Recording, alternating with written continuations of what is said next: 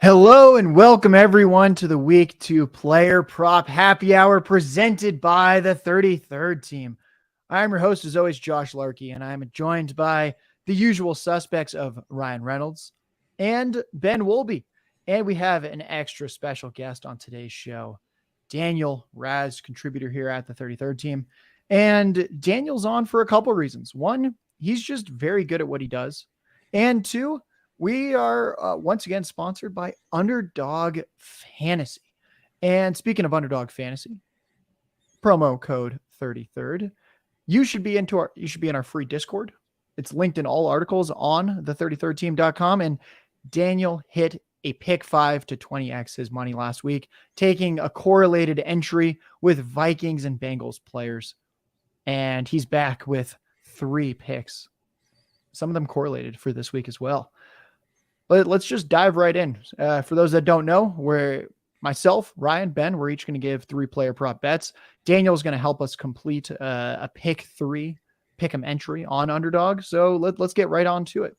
Ben, hit us with your first player prop of the day.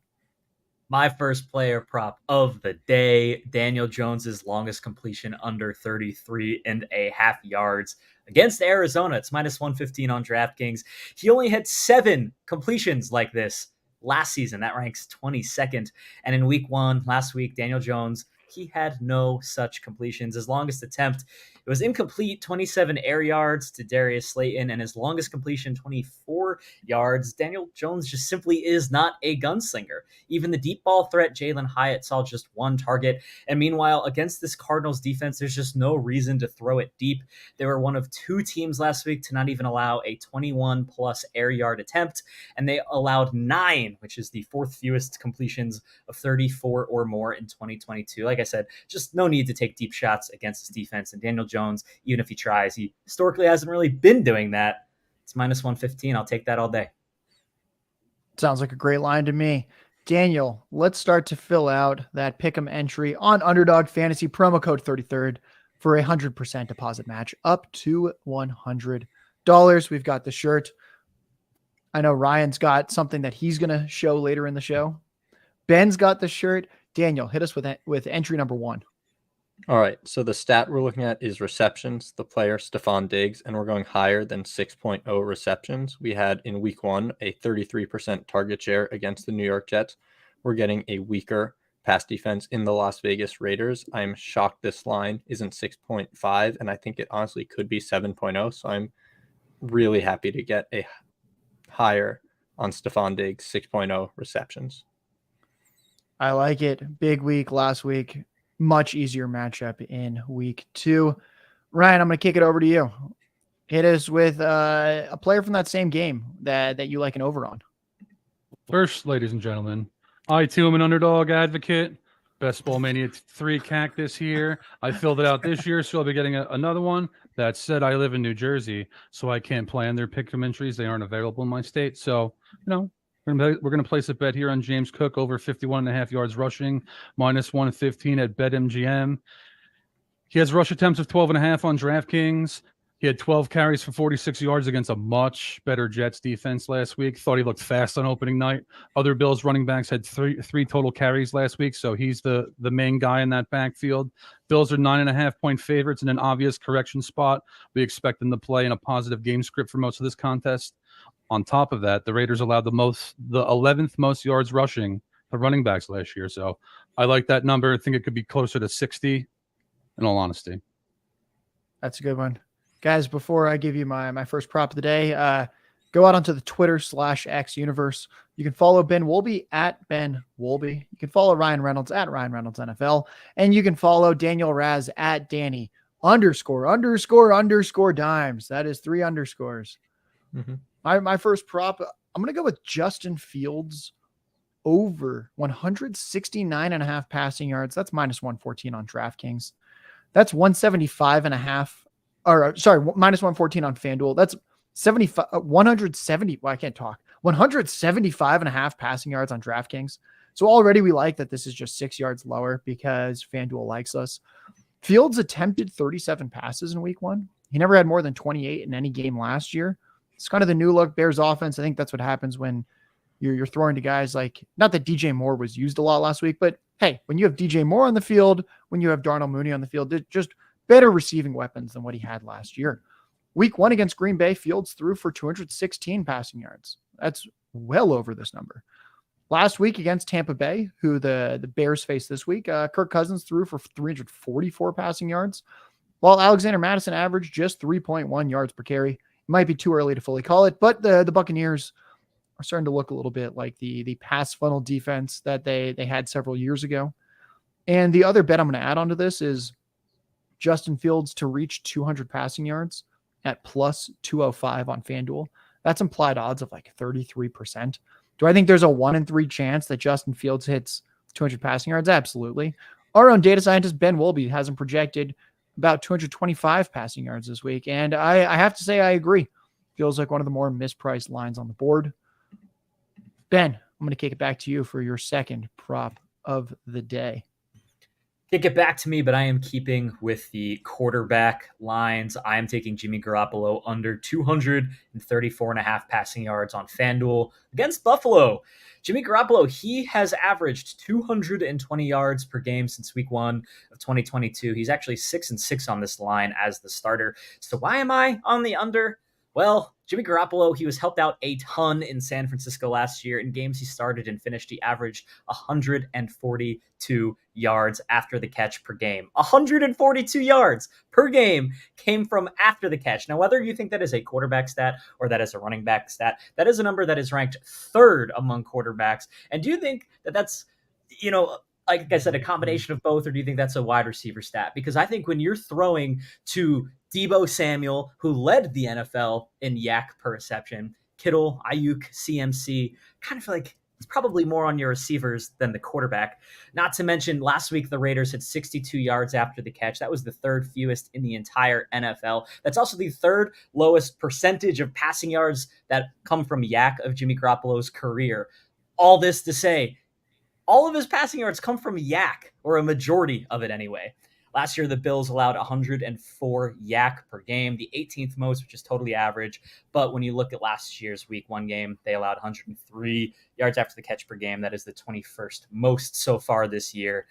Decent secondary. I just don't think Garoppolo can get it done on his own. I don't think, especially with Jacoby Myers being ruled out, he can do it with the help of his receivers. Taking the under. You almost made me yak there with how many times you said yak, but I have to say I am tailing this line as well. I think that's a great prop. Raz, we're going to kick it back to you. Let's get that second pick'em entry for our fantasy contest right here. Let's go. We've got Diggs. Who's next? We actually had a little last minute odds movement. So the line and the stat is passing yards. Derek Carr, it just moved from 240.5 to 242.5 passing yards, but good for us. We're going lower. And the Saints played the Titans, and last year the Titans were generally a pass funnel defense, and though only this year we have a 1-game sample, the Saints still had a negative 1% pass rate over expected compared to last year where they were based negative 9%. I think against the Panthers, it settles somewhere in the middle. We're looking at negative 5% pass rate over expected. And with that, I feel really good at the Carr under at 242.5 now. So the Carr lower. Sounds good to me. Let's stick with that same game. Ryan, if we're not thrilled about this passing game, we might prefer the run game. How are you feeling here? Yeah, that's where I'm at. As you know, Josh, I'm overweight on Jamaal WIlliams in best ball because I thought he'd have some nice early season run. Have him over 52.5 yards rushing on DraftKings at minus 115. He saw 18 carries in week 1, only had 45 yards last week against a much better Titans front. Panthers run defense is more of a middle of the pack unit. Saints are favored against the rebuilding Panthers, who lost in Atlanta by 2 scores last week. Tony Jones is the only other running back that had a carry last week, and it was only 1. Backfield belongs to Jamaal WIlliams until Alvin Kamara returns. I like this line. I like that one too. We're off to a great start, everyone. I'm not even going to do the math. What is that? We're 7 down, 5 to go, I think.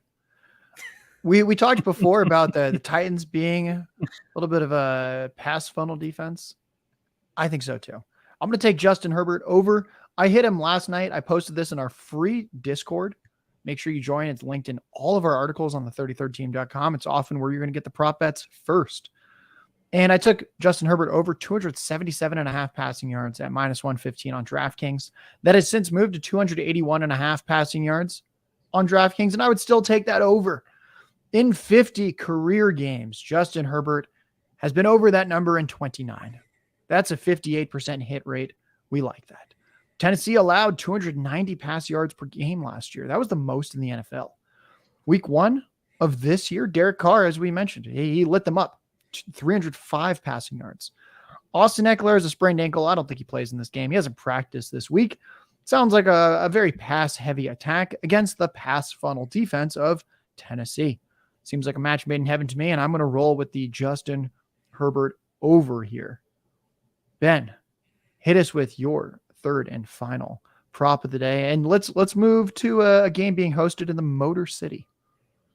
I'm rolling with another quarterback prop. This one of my favorites of the week. Geno Smith's longest rush over 8.5 versus Detroit, -115 on DraftKings. And there's a couple different ways you can attack this line. I also like his over 13.5 total rushing yards, but my model was more favorable for the longest rush over 8.5. So that's what I'm going to talk about here. But if you prefer the other market, shoot for that one. Let's see. Detroit. Where to start? They allowed the most rushes of 9 or more last season. 5 of those came from Justin Fields. 4 of them came from Jalen Hurts. But 3 rushes from Geno Smith were 11, 13, and 17 yards, all higher than his line this week. And just last week, Patrick Mahomes had 6 rushes. 3 of them were longer than this line. As for Geno Smith, he had 19 rushes longer than this last year. That is the 7th most. He was averaging 14 yards per rush. And against this defense, I recognize that the Seattle O-line is banged up a pretty bad amount. But what does that mean for Geno? That means he's going to get pressured. He's going to roll out. He's going to use his legs. At the end of the day, I feel like Geno Smith is going to run the ball, since that's how teams have attacked this Detroit defense in the past. And defensive back Deshaun Elliott led this team in tackles on quarterback rushing plays last year. And with him now in Miami and the inexperience of second-round rookie Brian Branch, I just don't think he'll be as good filling those shoes. Take it all day. Geno Smith over 8.5 on his longest rush. I like that. We took the Mahomes rushing yards prop last week, courtesy of you. Seems like you're enjoying attacking this Detroit Lions defense. Raz, I'm going to kick it to you. Let us fill out this pick'em entry. Hit us with the third pick to complete the trifecta.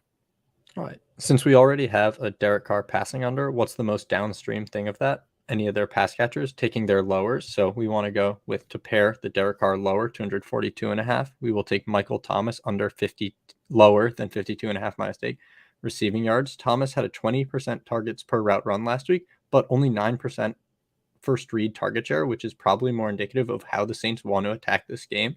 And I feel pretty good about where Chris Olave's line is. Don't have a higher or lower there, but Michael Thomas lower than 52.5. I think it should be in the mid to high 40s, and I am very happy to correlate it with the Derek Carr lower. I like that. So just to recap for anyone out there that's got Underdog Fantasy, the app open, promo code 3030 if you're new, 100% deposit match up to $100. Stefon Diggs higher, 6 receptions. Derek Carr lower, 242.5 passing yards. Michael Thomas lower, 52.5 receiving yards. Fill out that entry. Ryan, third and final. What have you got for us?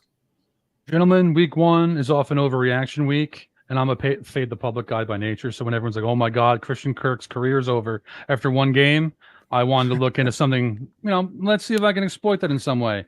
This week, I like Christian Kirk's over 37.5 receiving yards, -150 on DraftKings. This is primarily matchup related.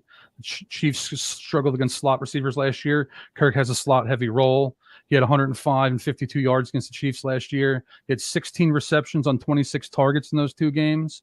Kirk only saw 22 routes last week, while Zay Jones saw 29. It's definitely concerning. I get it, but still, 37.5 is a very, very beatable number in a game that has a lot of shootout potential. Like that one as well. Let's close it out with one final line that I found. But before we do, just a reminder to follow the team on Twitter at Ryan Reynolds NFL, at Danny __ Dimes, at Ben Wolby. And if you want to toss me the charity follow, it's at J Larky Tweets. Now for my final one, I took 2 overs. I felt like it was time for an under. And as we all know, when we take an under, it's because we don't like this player. We don't like their attitude. We don't like the prom date that they had in 6th grade. So all that being said, I'm going to take the Courtland Sutton under 49.5 receiving yards, minus 115 on DraftKings. The Commanders have a slightly above average pass defense. This game totals 39. Russell Wilson's pass yard prop is down at just 224.5 passing yards. Already, I'm not necessarily very optimistic about this pass attack. Courtland Sutton, since 2021, has been under this number in 19 of 33 games. That's 58%. Already, we're doing well. And then I look at the practice reports yesterday. Jerry Jeudy was a full participant in practice. Since 2021, Jerry Jeudy and Courtland Sutton have been on the field for 23 games together. And Sutton has been under this number in 16 of those 23 games, which is 70%. I am simply going to bet against Courtland Sutton where, hey, without Jeudy last week, he couldn't do it against a beatable Raiders secondary. Now he's got Jeudy this week with a harder matchup in the Commanders. And I think that once again, he is under this number. From myself, from Ryan Reynolds, from Ben Wolby, from Daniel Racz, from the 33rd team, from Underdog Fantasy promo code 33rd. Thank you, everyone.